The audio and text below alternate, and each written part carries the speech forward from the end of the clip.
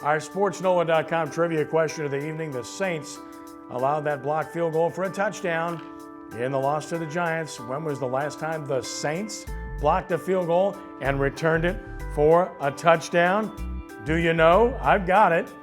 The guys are just kind of scratching their heads, but there it is. Fred Thomas, my good buddy, against the Giants in 2003. We had Fred at the Saints Hall of Fame Museum for a game recently, and you might recall the game because it was prime time, but it was remembered for something else. Joe Horn and a cell phone of some sort. And Michael Lewis, who played a part in that as well, as I recall. Ken Trahan, sportsNOLAtv.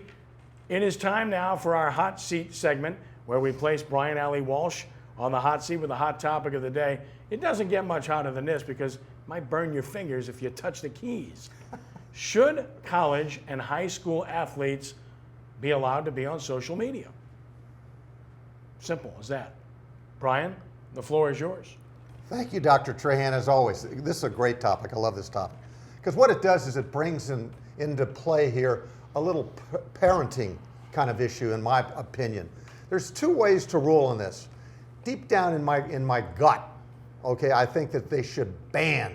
They shouldn't allow high school kids, college kids to be on social media. But today it's a new dawn, all right? And I think that it places a lot of responsibility on the coaches. And we're talking all sports here. We're not just talking about football, I assume. We're talking about all sports, athletes, student athletes in general. Okay, you can put in place some kind of rule that would forbid social media from being used by your players. But you know what kind of players you're going to get? Well, you may get the good ones occasionally, but they're going to go where they're able to use social media. Their friends are using it throughout, all right? It is one of those given rights right now, all right? That's how they communicate, texting, Instagram, tweeting, Facebook. This is what student athletes, kids in general do. If you take that away from them, I think it's wrong. Here's where the adult comes into play. You know what? Kids, student athletes need parameters, all right? Parameters, excuse me. They need parameters and they need consequences, all right? Give them parameters, give them consequences. You do this, this is what's going to happen, all right? The example that Kenny's talking about is an LSU player. I'll let him discuss that at greater length.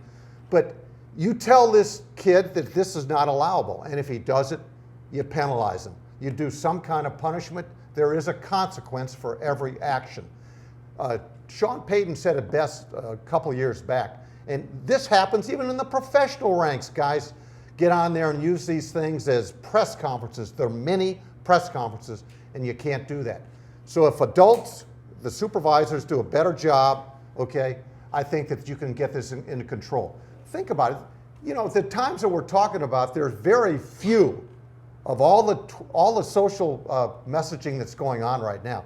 We're talking about a minuscule number. So let's not go crazy here. Just do a better job of parenting. Well, I'll tell you what, Brian, I understand everything you're saying, but you can look at like Darren Stroh's wife, how she used it. You can look at the basketball player, the great one, how his wife used it out there in Golden State, Curry.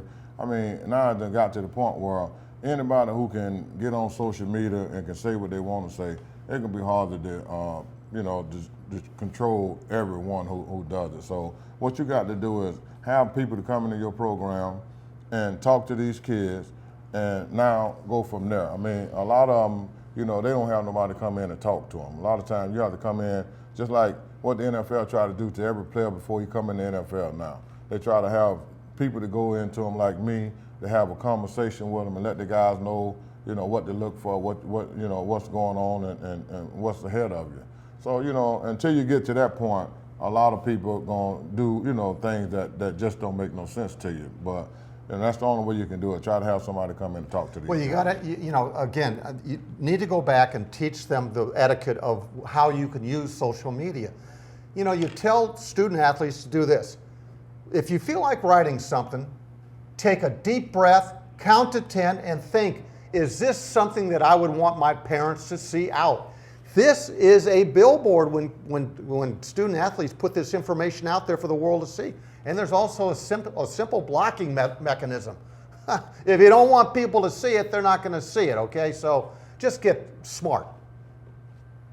You got anything else? No, I mean, you know, he got a point, but he got to realize they're still kids. I mean, they're growing up, you know what I mean, and until you... Kids make mistakes. Right, so that's what they're doing out there. All right. Well done. I'm sitting here. I'm just checking my Twitter account as I speak, so, and maybe I'll just post something on Instagram. Listen, this is America. It's a free country, and the cat's out of the bag. You're not going to stop people from being able to post things on social media.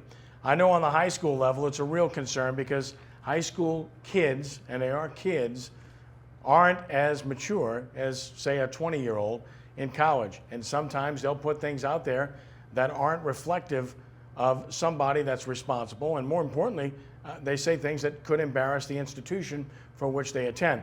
As a result, a lot of high schools have had coaches, and I say coaches because it's all about athletes, that are simply assigned to monitor their own kids, in particular Twitter accounts, because that's where a lot of them are posting everything. I'll give you a perfect example.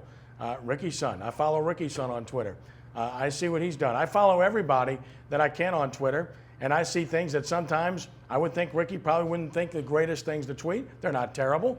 And then my daughter tweets, and I look at that, and I'm like, okay, that's great. And then I see a Facebook page with a picture and say, you know what? You probably shouldn't be doing that. But this is about athletes and about institutions. And this past week, LSU had to deal with Brandon Harris. Look, he's upset. I understand that. He should be. If you're a competitor, you should be upset. You should want to play, and you should get right back into the arena and compete and try to earn your way back on the field. What you shouldn't do is sulk, walk off when the game's over, don't shake hands, don't stay for the alma mater, and then have a Twitter exchange with one of your former teammates who left the program to go to another program, a competitive program at Oklahoma State, and basically tell him that he's smart for having done what he did. That does not reflect well on the young man. It doesn't reflect well on the university, and you know it's got Les Miles peeved. That goes without saying.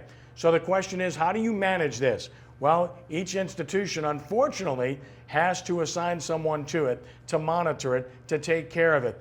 Otherwise, you have to ban it. And I don't think you can do that in this day and age. I just don't think it's possible to be able to do that. If you do that, then they'll just find another device to communicate. It's a difficult, very, very slippery slope, but again, there isn't any way you can possibly cage this animal. It's already out. So as a result, you simply have to be prudent about monitoring. The answer is no, you can't ban it. You have to monitor it. Simple as that. When we return in just a moment, we'll talk about college football when Sports NOLA TV continues.